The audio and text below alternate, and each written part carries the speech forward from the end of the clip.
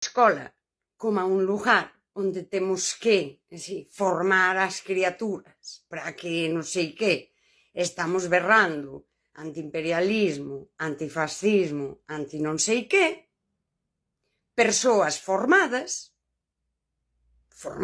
porque todas esas persoas teñen un título universitario, formadas para formar porque todas teñen un mestrado,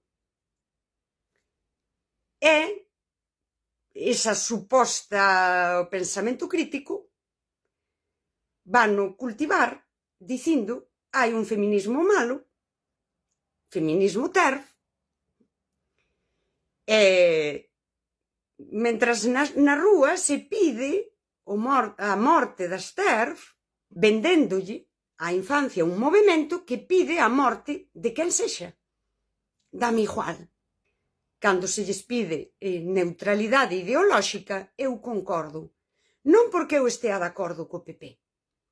Non porque eu sexa votante do PP, que nunca o votei, nin os penso votar.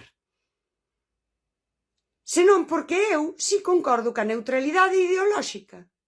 E nos últimos anos, o profesorado, maioritariamente, e organizado sindicalmente, amosounos como, no nome do pensamento crítico e non sei que, caeu no adoutrinamento ideolóxico.